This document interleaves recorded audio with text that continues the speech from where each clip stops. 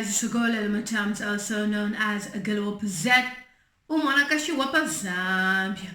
If you're new to my YouTube channel, please subscribe and don't forget to hit the notification button so that each time I upload videos, you will be notified that LIVESTREAMS has thrown a video. So this video, according to the title, it's talking about what is happening in Zambia. I'm sure most of you have followed me on my YouTube channel because you've seen that I've been uploading lots of things about Zambia. And thank you so much for more than 32,700 subscribers. I'm sure by the time I upload this video, we might be at 33,000 subscribers. I am so grateful Natotela sana for following my YouTube channel. I receive lots of messages from all over. I receive messages from very respectable people from different types of offices, and I am so grateful you are here to watch my YouTube channel. For the past days, we've been dealing with an issue which is about gassing homes in Zambia. And for those of you who may be new to this topic and you're not aware of what's going on, so basically what is happening is there's some people who are going in people's houses, in schools, and putting gas, like normal gas, so that they can faint and collapse. I don't know the motive behind that, because schools have been affected. Loads of schools, I've seen loads of videos which I'm even scared to share on YouTube because of YouTube guidelines, but I can talk about it. I'm sure you've seen most of those videos if you're Zambian, and if you're non-Zambian, I will see if I can get some videos that are, YouTube acceptable. Then there's also been riots from Zambians who are upset about the whole situation. And then we've also had the president of Zambia also make a post on his Facebook page that whosoever is found, doing the gassing of houses, whoever is responsible, if they can be, revealed to the president or to the police, the person will receive a reward of 250,000 kwacha, which is almost 20,000, just under 20,000 US dollars. It's quite a sad situation. I know most of the people might say, why are you concerned? You don't even live here.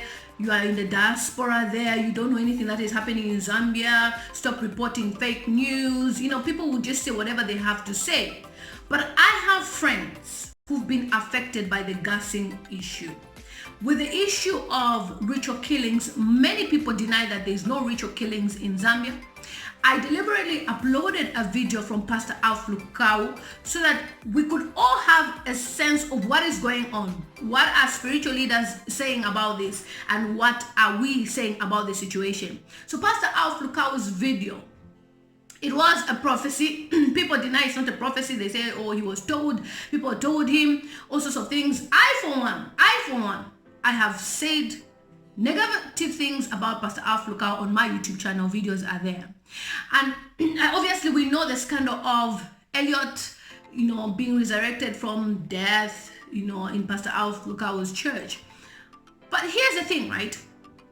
When I watched this video, I didn't look at Pastor Alph Lukau that way. I looked at him as somebody who received a word from God to talk about Zambia, and he prayed for Zambia. The most important part was Zambia, and I received a huge backlash on social media. In fact, I nearly deactivated my Facebook page. People called me a papa follower. People called me all sorts of names. People think I'm even working with CR1. People think my channel is about papas and everything, and yet this is a channel where we talk about what is happening. And in Zambia right now, this is what is happening.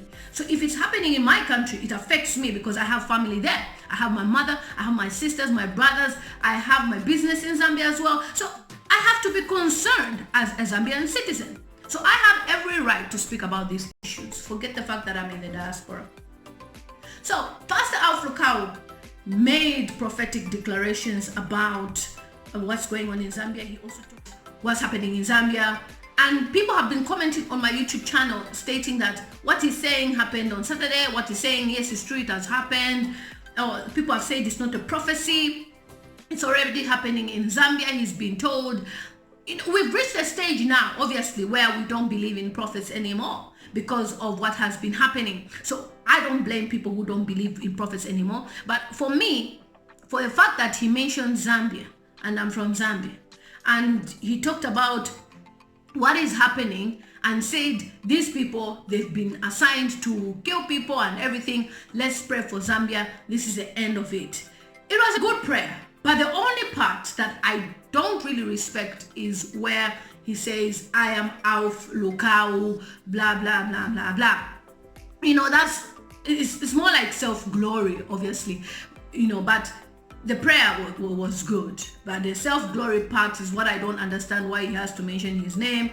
You know, yeah, that's for people who really, really follow his church. So my focus was on that. And then we have people who are saying there's no ritual killings in Zambia. And then I've shared a video of a prophet who's based in Zambia, Mr. Elijah Kofi, who stated that the same thing is happening in Zambia, ritual killings. Then Dr. Neville Mumbazo has also stated that we have ritual killings in Zambia. And then we have people who are saying, we're just so excited about these things, there's nothing happening in Zambia. And then I see lots of videos. Here's my message to every Zambian citizen. There's been a declaration of prayers on the 20th to 22nd. We need to pray for what's happening, and this has been raised by the Catholic Church and some other respectable bishops. Let's do as much as we can to pray in our churches. But if there's one thing I would like to urge is that we shouldn't panic and we shouldn't cause a false alarm, and don't riot. Rioting will just cause more harm to people. I've also seen people retaliating because they find somebody who is a suspected ritual killer and then they burn this person, they try to kill this person. We can't be fighting evil with evil. So the best way is that we should calm down, inform the local police, and see what the police can do. The Nimba police station has even been, I don't know whether it's been burned down.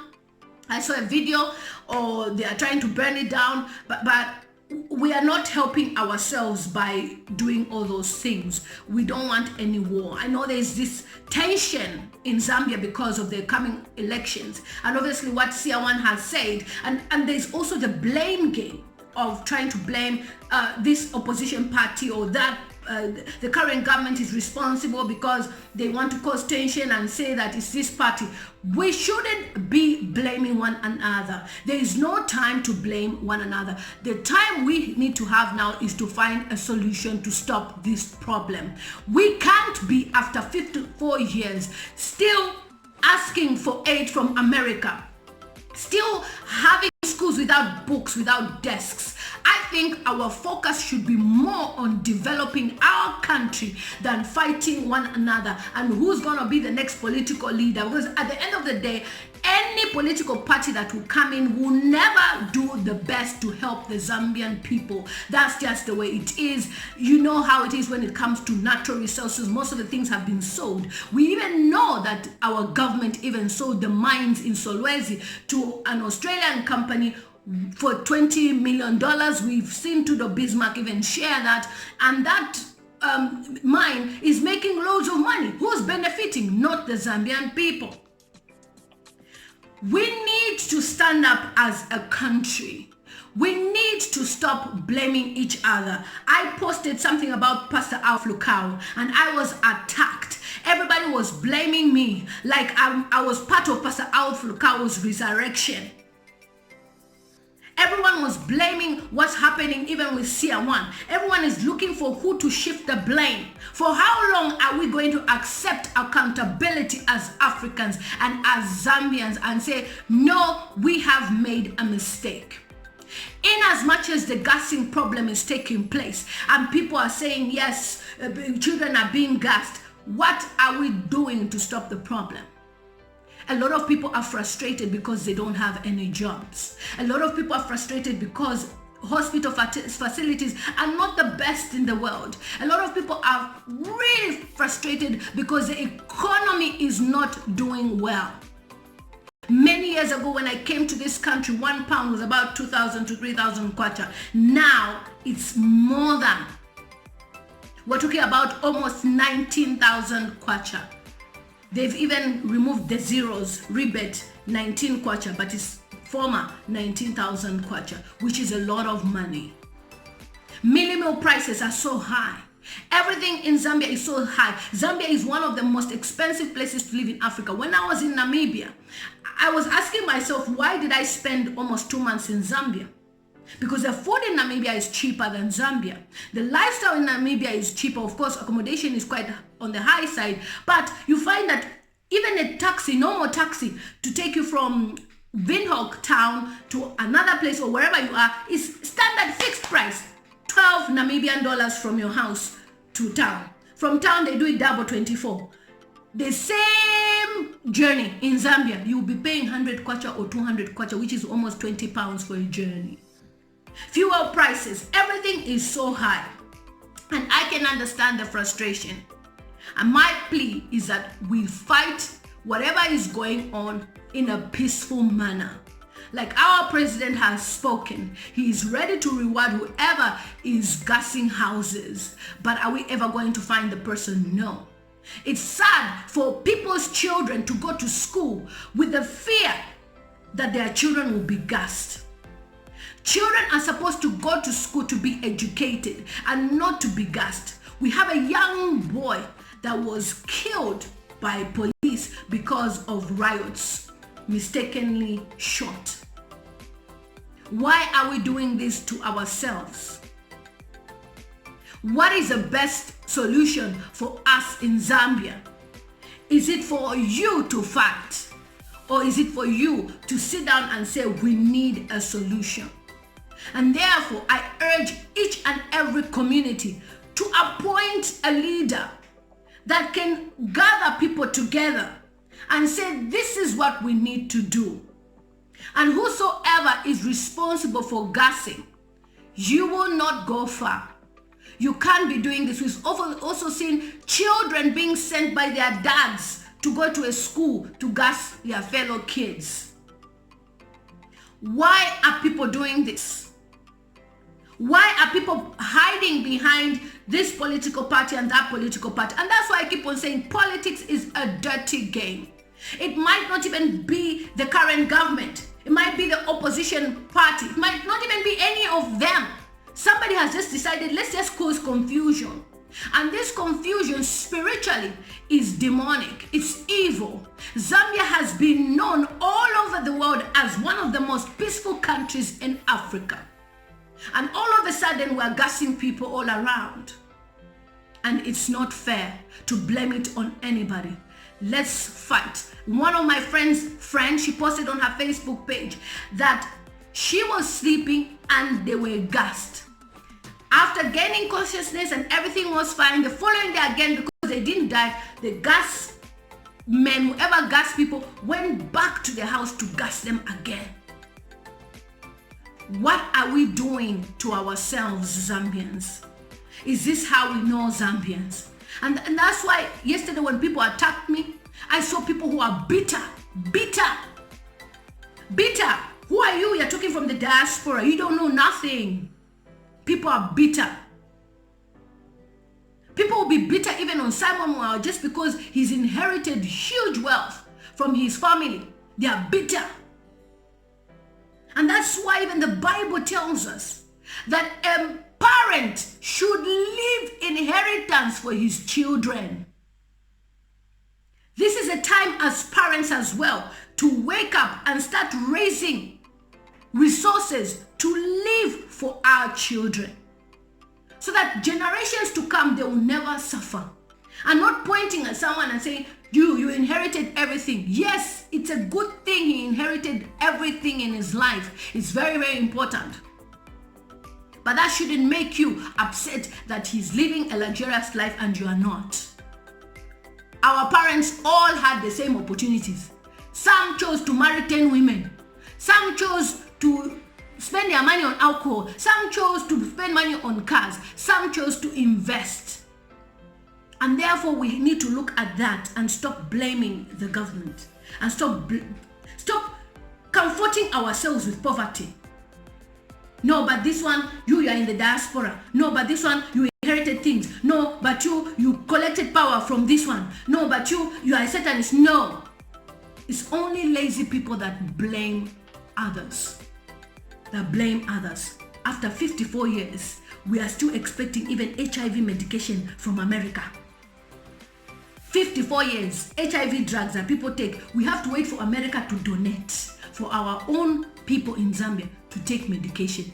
These vaccinations, everything, we wait for donations from America.